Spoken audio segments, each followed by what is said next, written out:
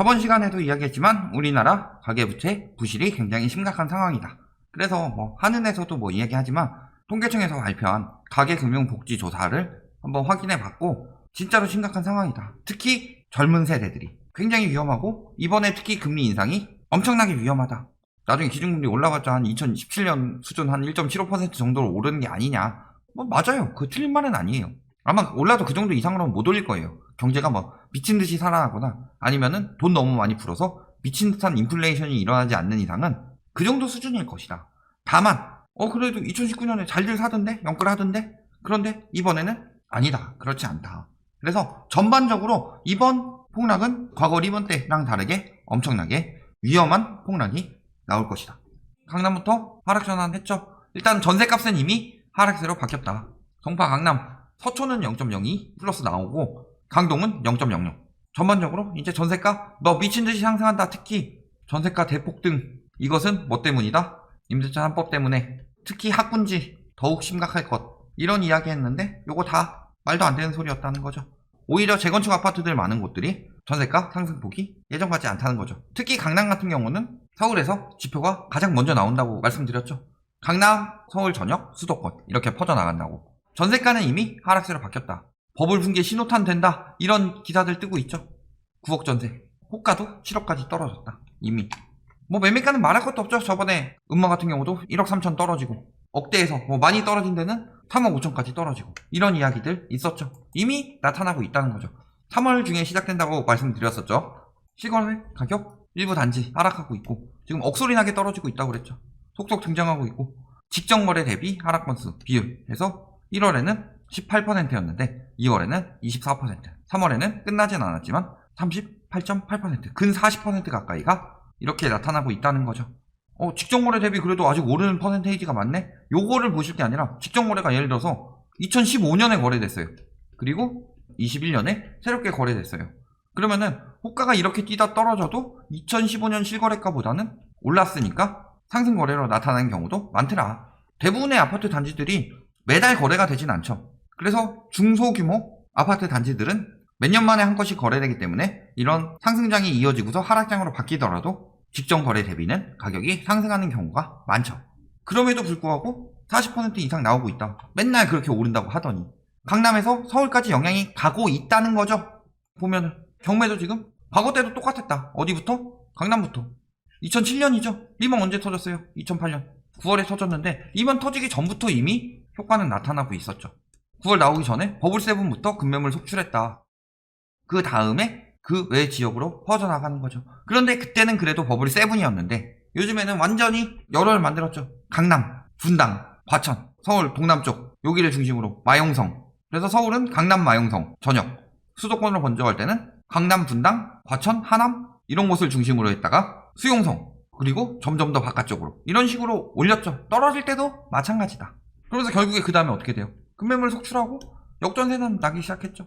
공인중개사들도 강남 떠나고 있고. 왜? 이 사람들도 한탕 해먹고 빠지는 거니까. 많이 벌었어요. 거기도 세가 엄청나게 비싸긴 한데 퍼센테이지로 0.9%면은 하나만 팔아도 몇천씩 나오는 거죠. 20억짜리 하나만 팔아도 어때요? 이거 하나 팔면 1,800만 원이다. 요것만 돼요? 저번에 그 한고 조합장님 말씀하셨죠? 불었죠. 팔 때마다 몇천씩 주고 원래 한 16억 거래되는 거 한 23억까지 올려놓고서 요거를 팔게 해주면은 5천만 원 주겠다. 그 중에서 1등은 1억 더 주겠다. 이런 걸로 엄청 땡겨 먹었다. 그리고 떠나는 거죠. 과거에 실패가 있기 때문에 이번에는 꼼수들을 쓰지 못하게 특사경이나 분석원 이런 것들을 만들려고 하는 거고 올해 들어 억대 하락 이런 식으로 장기 침체에 갔었고 이런 상황이었죠. 이때도 강남부터 하락했고 굉장히 장기적으로 갔다. 무슨 끊임없이 오르고 역대 떨어진 적이 없고 그딴 얘기 하고 있어요. 오른 만큼 안 떨어진다 이야기하는데 음마 보면 어때요? 이렇게 급등했다가 길게 떨어져서 시작 전보다 오히려 더 많이 떨어졌죠. 왜 6년부터 뽑았냐? 6년부터밖에 안 나오니까. 이렇게 올랐다가 엄청 떨어졌죠. 22억에서 12억까지. 얼마 안 떨어져요. 10억 떨어졌는데 40% 이상 떨어졌는데 압구정 현대 많이 떨어졌었다. 다만 매매 가격 지수 보면 이런 식으로 나오죠. 이렇게 올라갔다가 천천히 한 요 정도 떨어졌다가 이렇게 다시 오르니까 많이 올랐고 조금 떨어지는구나 라고 이야기하는데 이 지수 책정 자체가 어떻게 된다고 그랬어요? 가격도 있지만 거래량도 영향을 받는다. 근데 하락장에서는 거래량이 크지 않기 때문에 이렇게 보일 뿐이죠. 실질적으로 아파트 단지들을 찝어보면 많이 거품 낀 데들은 다 이렇게 되더라. 이게 앞으로의 벌어질 일들이다. 그리고 작살 나는 거는 외곽 쪽이 심각할 것이다. 왜냐면 공급이 이렇게 많이 나와요. 서울, 경기도에 이만큼 많이 나온다고 그랬죠. 127만 가구 공급 계획이에요. 이사대책 이런 거 다 빼더라도 이 정도 공급이 나오는 거죠. 이사대책 합해서 200만 가구 나오는 거고. 그런데 서울 가격 하락하기 시작하면 어떻게 된다고 그랬어요? 폐기한다고 그랬죠. 그러면은 여기 가까운 근교 수요가 빠지니까 가격이 하락하죠. 그러면 이 수요는 또 어디서 들어와요? 더 외곽에서. 특히 어떤 지역들이 많이 빠지느냐? 갭투기가 많은 지역들. 내 집 마련하는 사람들은 그냥 집에 살면서 1주택인 사람들은 버틸 수 있어요. 근데 갭투기는 어떻게 돼요? 아예 뭐 뺄 때도 있고 혹은 역전세가 날 수도 있고 이럴 경우 전세금 돌려줘야 하죠. 근데 갭투기 한 사람들은 돈이 있어요? 돈 없어요. 이 사람들은 가진 돈 다 끌어서 여유자금 있으면 전세가는 계속 오를 것이고 매매가는 계속 오를 것이니까 이걸로 여유자금 모아서 또 한 채 더 사고 이런 식으로 했던 사람들이다. 전세금 돌려줄 돈이 있어요? 없는 사람들이 대부분이다. 태반이다. 그런 상황에서 과거 리먼 때는 그래도 인구수는 늘어나고 있었는데 지금 보면 어때요? 재작년 11월 기준으로 잠깐 한번 튀긴 하지만 지속적인 하락으로 벌써 2019년 초반 수준보다 인구수 더 떨어졌죠. 근데 이 추세가 더 강해지면 강해지지 약해지지 않죠. 왜? 작년에 출산율 0.8대 나왔죠. 그 전년에 재작년에는 0.9대 나왔어요. 일본도 1대는 나와요. 그 전에도 출산율은 2015년 기준 쭉 하락하고 있었죠. 출산율만 줄어요? 혼인율도 마찬가지죠. 쭉 줄었다. 그래프가 이렇게 됐다면 점점 더 강력해질 수밖에 없죠. 지금 가구수가 늘어난다 그래요? 그걸 가지고 가구수는 증가하는데요. 가구수 증가한 이유가 뭐예요? 1, 2인 가구가 늘었기 때문에. 2인 가구도 많이 아니죠. 1인 가구가 많이 늘었어요. 1인 가구 자가 사는 거 한 20, 30%밖에 안 돼요. 50% 이상이 뭐예요? 월세예요. 50% 이상이 월세라는 거는 이 사람들이 내 집 마련 수요로 들어올 가능성이 적다는 거죠. 전세 정도는 돼야지 내 집 마련 수요로 들어가지 금액이 어느 정도 있으니까. 월세 중에서 뭐 돈이 있음에도 큰 뜻이 있어서 월세 사는 사람들도 있겠지만 대부분은 전세 보증금도 마련이 안 돼서 월세 사는 사람들이 많다. 그 돈도 없어서 지옥고에 사는 사람들이 많아요. 이번에 청년 호텔 전세 야당에서 엄청 비쌌죠? 그리고 언론에서 엄청 비쌌죠? 근데 막상 들어가 본 1인 가구들이 뭐라 그래요? 와, 이 가격에 이 정도 퀄리티가? 왜요? 이런 데 사니까 그 가격으로. 인구수는 감소하는데 가구수는 증가한다. 이게 수요 증가가 아니라 엄밀하게 말하면 잠재적 수요 감소다. 앞으로 더 큰 감소를 만들고 있죠. 일단 1인 가구는 대부분은 출산을 안 하니까. 그리고 대부분은 돈이 없어서 1인 가구가 된 것이기 때문에 내 집 마련 수요가 아니다. 이런 상황이죠. 공시가격 현실화율은 계속 올라간다. 집값 떨어지지 않는 이상 세금 부담은 계속 늘어나겠죠. 공정가액 비율도 같이 올라가고. 그러니까 세금이 부담이 된다. 세금 폭탄이다. 느껴지면 집값이 떨어지는 게 맞죠. 그게 시장 논리지 않아요? 본인들이 말하는. 이제 금매 거래세고 그러니까 바로 얘기하면서 6월부터 다시 상승한다 하면서 뭐 블로그나 뭐 저기 카페나 이런 데 가보면 막 이런 기사들 갖다 붙여줬죠. 2006년 때 떨어지니까 뭐라 그래요? 종부세, 양도세 중과, 초과이익 환수 이런 거 보고서 지금 정책이랑 똑같은데 6월부터 다시 올랐다. 언제 기사예요? 2006년이죠. 그래서 2007년에 한번 올랐죠. 그리고 2008년에 어떻게 돼요? 그 이후부터 장기적 하락 들어갔죠. 자, 2006년에 기사 떴어요. 이때랑 똑같다고 얘기하는데 그럼 비교는 언제랑 해야 돼요? 2020년. 그래서 이때는 6월부터 2019년 9.13 때 떨어지고 있으니까 이걸 가지고 올라간다. 이런 식으로 얘기해서 2020년에 6월에 한번 올랐고 2008년부터 쭉 떨어진 거 계산해서 올해는 요걸 봐야죠. 그때 올랐다가 한 게 그게 올해가 아니고 2020년을 봤어야죠. 그러면서 뭐 1000가구의 매물이 3, 40가구는 항상 되게 했는데 지금은 씨가 말라서 10가구도 되지 않는다. 지금 매물 증가율을 보면은 올라가고 있죠. 무슨 소리예요? 이거는 2020년 작년 상황이다. 이런 비슷한 현상이 나타나는 건 지금 정책이랑 똑같다고 하면서 아주 주저리 써놓은 사람이 있어요. 뭐 전세가율이 당시에는 뭐 20, 30%였는데 지금은 70%니까 전세가율 뒤져보세요. KB에 가더라도 근 40%였고 지금은 56%예요. 근데 이 퍼센트가 중요한 게 아니죠. 예를 들어서 10억에 40%면은 4억이죠. 갭은 그러면은 6억이죠. 지금 같은 경우는 뭐 그때보다 이상 올랐다고 해서 25억 정도 가봅시다. 56% 14억이죠. 갭은 얼마예요? 11억. 전세가율은 더 올랐는데 갭이 더 커졌죠. 전세가율 뭐 이런 걸로 계산하고 말도 안 되는 여론 만들려고 하는데 사실상 중요한 거는 갭이 얼마냐. 왜 광양에 투기가 많이 들어갔었어요 그때. 그럴 경우는 전세가율이 높지만 갭이 작기 때문에 들어간 거잖아요. 그리고 작년 재작년이랑 자꾸 비교하는데 작년 재작년에 올랐던 이유 뭐예요? 이미 2019년에 보유세 상승했고 뭐 공시가격도 올렸고 그런 상황으로 인해서 가격이 떨어지기 시작했는데 문제는 뭐예요? 7월에 금리 인하, 10월에 한 차례 더 인하. 그러니까 가계대출 금리도 어떻게 돼요? 이미 선행해서 반응하죠. 그러니까 금리 인하 들어가는 거죠. 쭉 이미 떨어지고 있었고 금리 인하로 인해서 뚝 떨어지니까 영향받아서 팍 오른 거다. 그때 막 영끌 유도했죠. 왜 영끌을 유도했어요? 돈 되는데.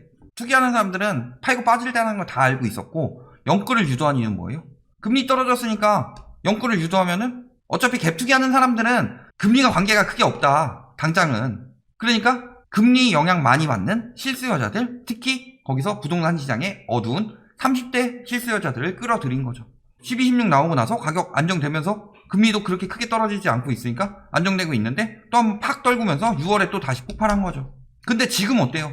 여기서 이렇게 돼요. 그때 누가 받아줬다? 영끌 플러스 갭 투기. 근데 영끌이 이제 안 된다. 요때 영끌 한번 다 들어갔고 요때 한번 또 다 들어간 거죠. 과열돼서 그 심리 가지고 있는 사람들은 다 샀고 그때 관망하는 사람들은 금리 더 올라서 못 사요. 또 떨궈지지 않는 이상은 못 산다. 그러니까 이번에는 19, 20년처럼 6월에 폭등한다. 이게 말이 안 되는 거죠. 이야기했지만 가계기업 이자 늘어난다. 금리 계속 오르고 있고 대출금리 계속 오르고 있고 거기다 한도까지 축소하고 있어요. 예전처럼 영끌이 돼요? 안 되죠.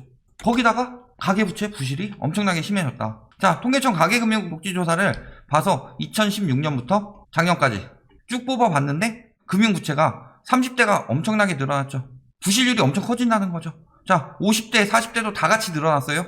근데 30대가 압도적으로 늘어났다. 즉 30대들이 부채로 저걸 많이 받아줬다는 거죠. 특히 그 중에서 뭐가 많아져요? 신용대출 비중이 엄청나게 높아졌다. 영끌을 했다는 증거가 여기서 나오죠. 2016년에는 50대보다도 적었던 신용대출이 지금은 40대를 제치고 30대가 단독 1등으로 올라갔다. 이게 다 뭐예요? 영끌. 신용대출을 안 받으면 살 수가 없으니까 굉장히 심하게 악화됐다는 거죠. 대출 비중도 높은데 그 중에서 신용대출 비율이 높아지고 이게 신용대출 및 신용카드 뭐 이런 건데 이런 게 높아진다는 거일수록 갚아야 될 이자가 많다는 거죠. 2금융, 3금융 같은데 금리 인상하면은 1금융처럼 금리 조금씩 안 올려요. 쭉쭉 올리지. 터지는 거예요, 이제. 폭탄이.